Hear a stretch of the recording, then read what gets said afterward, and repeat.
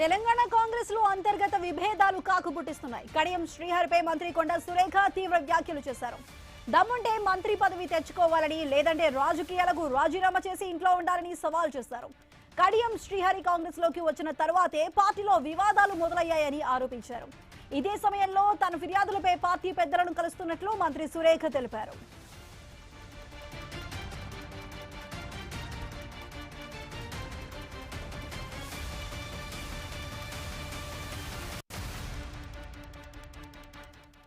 తెలంగాణ కాంగ్రెస్ లో అంతర్గత విభేదాలు కాకుపుట్టిస్తున్నాయి. కడియం శ్రీహరిపై మంత్రి కొండా సురేఖ తీవ్ర వ్యాఖ్యలు చేశారు. దమ్ముంటే మంత్రి పదవి తెచ్చుకోవాలని, లేదంటే రాజకీయాలకు రాజీనామా చేసి ఇంట్లో ఉండాలని సవాల్ చేశారు. కడియం శ్రీహరి కాంగ్రెస్ లోకి వచ్చిన తర్వాతే పార్టీలో వివాదాలు మొదలయ్యాయని ఆరోపించారు. ఇదే సమయంలో తన ఫిర్యాదులపై పార్టీ పెద్దలను కలుస్తున్నట్లు మంత్రి సురేఖ తెలిపారు.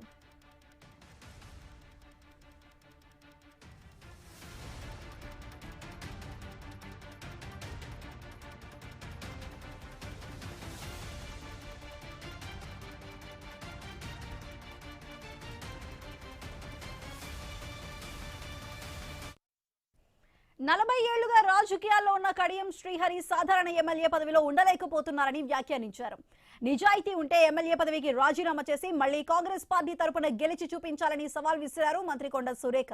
పదవులపై ఆశ ఉంటే ప్రజల మద్దతుతో సాధించుకోవాలని సూచించారు. ఈ నెల 14న కాంగ్రెస్ రాష్ట్ర వ్యవహారాల ఇన్ఛార్జ్ మీనాక్షి నటరాజన్ ను కూడా కలిసి కంప్లైంట్ చేస్తానని మంత్రి సురేఖ తెలిపారు.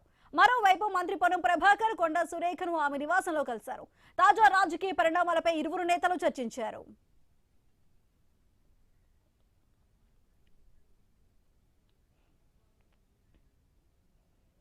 తెలంగాణ కాంగ్రెస్ లో అంతర్గత విభేదాలు కాకుపుట్టిస్తున్నాయి. కడియం శ్రీహరిపై మంత్రి కొండా సురేఖ తీవ్ర వ్యాఖ్యలు చేస్తున్నారు.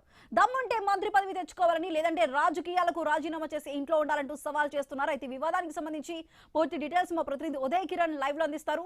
సో ఉదయ్ కిరణ్, ఇటు కొండా సురేఖ ఈ కడియం శ్రీహరి కాంగ్రెస్ లోకి వచ్చిన తర్వాతే పార్టీలో వివాదాలు మరింత ముదిరాయంటూ కూడా వ్యక్తిగత ఆరోపణలు కూడా చేస్తున్నారు. దానికి సంబంధించి ఇప్పుడే పొన్నం ప్రభాకర్ తో కూడా మాట్లాడినట్లుగా చెప్తున్నారు. సో ఈ ఇష్యూ ఎంతవరకు వెళ్లే అవకాశాలు కనిపిస్తున్నాయి?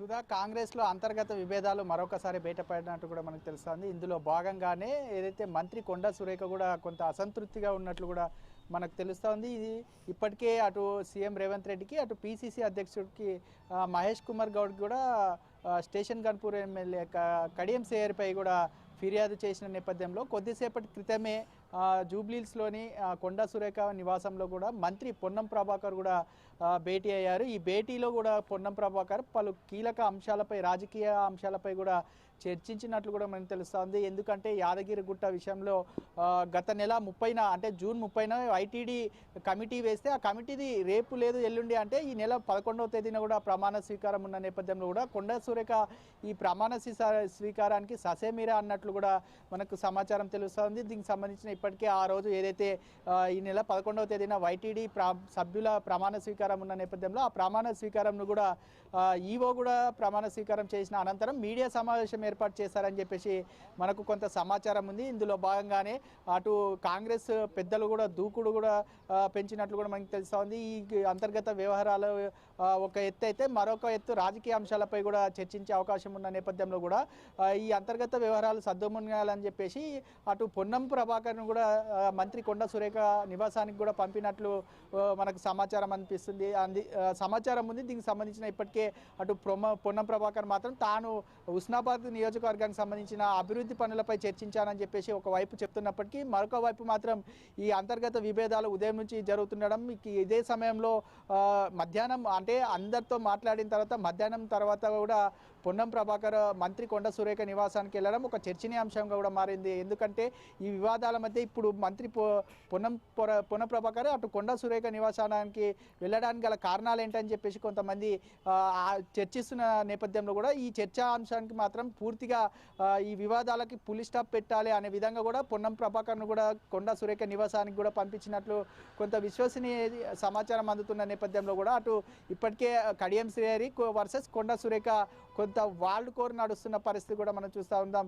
ఆయన ఏదైనా చూపించుకోవాలనుకుంటే రాజీనామా చేసి మళ్ళీ గెలిచి మళ్ళీ తన పలుకుబడితో మంత్రి పదవి తెచ్చుకొని చూపించుకోవాలి తప్ప ఇలా జిల్లాలలో రాజకీయాల్లో ఇన్వాల్వ్మెంట్ చేయడం ఏంటని చెప్పేసి కొండ సురేఖ చెప్తున్నప్పటికీ అటు కడియం శ్రీహరి మాత్రం నేను నా బాధ్యత వివరంగానే నడిచాను తప్ప నేను ఎక్కడా కూడా గీత దాటలేదని చెప్పేసి అటు కడియం శ్రీహరి కూడా చెప్తున్న పరిస్థితి కనిపిస్తుంది. ఇటు కొండ సురేఖ ఎలా స్పందిస్తారనేది రేపు తెలుస్తుంది. దీనికి సంబంధించిన ఎల్లుండి యాదగిరిగుట్ట కమిటీ ప్రమాణ స్వీకారం ఉన్న నేపథ్యంలో కూడా అక్కడికి వెళ్తారా లేదా అనే అంశాలపై కూడా కొంత చర్చ నడుస్తుంది. ఈ చర్చలో భాగంగానే అటు పొన్నం ప్రభాకర్ కొంత సర్దుమణికి చెప్పేందుకు కూడా వెళ్ళినట్లు కూడా మనకు తెలుస్తా ఉంది సుధా. సో ఉదయగిరణ్ ఆల్రెడీ ఇప్పటికే టీపీసీసీ చీఫ్ మహేష్ కుమార్ గౌడ్ అదేవిధంగా సీఎం రేవంత్ రెడ్డి కూడా కంప్లైంట్స్ ఇచ్చానన్నారు కొండ సురేఖ కడియం శ్రీహరి విషయంలో. సో ఇంకా ఈ ఇష్యూకి సంబంధించి పార్టీ పెద్దలను కూడా కలిసి లేఖలు సమర్పిస్తానంటూ చెప్పారు. ఇంకా ఎవరెవరిని కలిసి ఈ కంప్లైంట్స్ రైజ్ చేసే అవకాశం ఉంది? ఎస్ సుధా, ఇప్పటికే సీఎం రేవంత్ రెడ్డి పీసీసీ అధ్యక్షుడు మహేష్ కుమార్ గౌడ్కి కూడా ఈ కంప్లైంట్ ఇచ్చిన నేపథ్యంలో కూడా రాబోయే రోజుల్లో ఇది ఇలాగే వాళ్ళు కోరి నడిస్తే మాత్రం ఏఐసీసీ అధిష్టానాన్ని దృష్టికి కూడా తీసుకెళ్తానని చెప్పేసి వాళ్ళు అటు కొండ సురేఖ కొంత ఇండైరెక్ట్ కూడా చెప్పినట్లు కూడా మనకు తెలుస్తూ ఉంది. ఇప్పటికే క్రమశిక్షణ కమిటీ ముందు హాజరై వారిపై చర్యలు తీసుకోవాలి, అటు కడియం శ్రీహరిపై చర్యలు తీసుకోవాలి, ఇలాంటి వివాదాలకు తావు లేకుండా చూడాలి. ఇప్పటికే జిల్లాలలో అనేక విషయాల్లో కూడా పరిధి దాటి ఇన్వాల్వ్మెంట్ అవుతున్నారని చెప్పేసి కొండ సురేఖ కొంత అసహనానికి గురవుతున్న నేపథ్యంలో ఇప్పటికే వీళ్ళు యాక్షన్ తీసుకుంటారా లేదా అనేది కూడా మనం వేచి చూడాలి. దీనికి సంబంధించిన అధిష్టానం ఏమంటుంది, ఏఐసీసీ అధికార వర్గం కూడా ఏమంటుంది అనే అంశాలపై కూడా కొండ సురేఖ కొంత సమయం తీసుకుంటున్నట్లు కూడా మనకు తెలుస్తూ ఉంది. ఎందుకంటే ఇప్పటికే వీళ్ళ అటు సీఎంకి ఇటు పీసీసీ అధ్యక్షునికి ఇద్దరికి చెప్పిన నేపథ్యంలో కూడా ఇక్కడనే ఏమైనా సర్దుమణుగుతుందా, లేకపోతే ఇక్కడ సర్దుమణగకపోతే ఏఐసీసీ అధిష్టానానికి ఏమన్నా వెళ్లాల్సి ఉంటుందా అనే సందిగ్ధంలో కూడా అటు కొండ సురేఖ ఉన్నట్లు కూడా మనకు తెలుస్తుంది. చూడాలి. యాదగిరిగుట్ట విషయం నుంచి కూడా ఇప్పుడు దేవాదాయ శాఖ ఏదైతే అభివృద్ధి పనుల విషయంలో అధికారులతో ఏదైతే సమీక్ష సమావేశం నిర్వహించారో ఇలా ప్రతి అంశంపై కూడా కడియం శ్రీహరి ఇన్వాల్వ్మెంట్ అవుతున్నాడు. అటు రాజకీయంగా ఎదుర్కోలేక ఇలాంటి విషయాల్లో ఇన్వాల్వ్మెంట్ అయ్యి రాజకీయాల్లో ఇబ్బంది పెట్టాలని చూస్తున్నారు తప్ప వేరే అంశం ఏం లేదు. ఏదైనా ఉంటే మాత్రం రాజకీయంగా ఎదుర్కోవాలి, ఇలాంటి వాటిల్లో తలదూర్చి వివాదాలకు తావివ్వకూడదు అని చెప్పేసి అటు మంత్రి కొండ సురేఖ కూడా చెప్తున్న పరిస్థితి కనిపిస్తుంది. ఏది ఏమైనప్పటికీ కూడా అటు ఈ వివాదాలపై పులి స్టాప్ పెట్టేందుకు అటు అధిష్టానం కూడా పొన్నం ప్రభాకర్ను కూడా పంపినట్లు కూడా మనకు కొంత సమాచారం అందుతుంది సుధా. ఉదయకిరణ్, అయితే ఈ ఇష్యూకి సంబంధించి రాజీ చేయడం గురించి కానీ లేదంటే కడియం శ్రీహరి కొండ సురేఖ ఈ ఇద్దరిని కూర్చోబెట్టి మాట్లాడడం కానీ రాజీ చేయడం కానీ ఈ అంశాలకు సంబంధించి ఎవరు ముందుకు వచ్చే అవకాశం ఉంది? ఇప్పుడు ఆల్రెడీ పొన్నం ప్రభాకర్ వచ్చారు, కానీ ఈ ఇష్యూ మీద కాదు అంటున్నారు. సో ఎవరు ముఖ్యంగా ఈ ఇష్యూని క్లోజ్ చేయడానికి మధ్యవర్తిత్వం వహించే అవకాశం ఉంది? ఎస్, మనం అనుకున్నట్టుగానే మొదటగా మంత్రి పొన్నం ప్రభాకర్ని పంపించారు.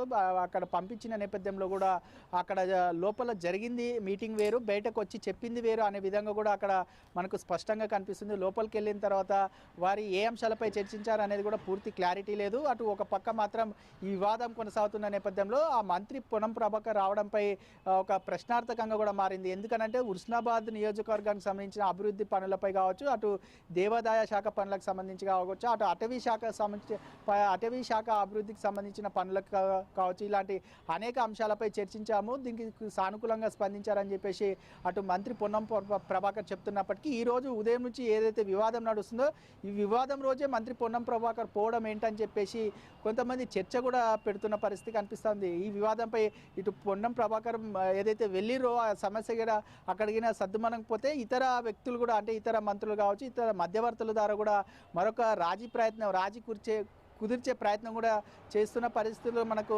స్పష్టంగా కనిపిస్తున్నట్లు కూడా అనిపిస్తున్నాయి. ఎందుకంటే ఒకరి ద్వారా కాకుండా ఒక ఇద్దరు ముగ్గురు ద్వారా కూడా సంప్రదింపులు ఏమైనా జరిపిస్తే ఈ చర్చలు సఫలమవ్వచ్చు, ఇద్దరికి రాజీ కుదిరవచ్చు. ఇటు కాంగ్రెస్ ప్రభుత్వానికి చెడ్డ పేరు రాకూడదు, అటు కాంగ్రెస్ ప్రభుత్వంపై ఇప్పటికే ప్రజల్లో కొంత నమ్మకం కలుగుతుంది. ఈ వివాదాలపై మళ్ళీ అంతర్గత పోరు నడుస్తుందా అనే ఆ చర్చ ప్రజల్లోకి రావద్దు. ఇప్పటిప్పుడే కాంగ్రెస్ ప్రభుత్వం 2 ఏళ్ల పాలన కూడా కొనసాగిస్తుంది. ఈ పాలన కూడా అనేక పనులపై ఫోకస్ చేశాం కాబట్టి ఇలాంటి అంతర్గత పోరు కూడా రాకూడదని చెప్పేసి అటు కాంగ్రెస్ పెద్దలు అనుకుంటున్న పరిస్థితి కనిపిస్తుంది Sudha. Right Uday Kiran, thank you.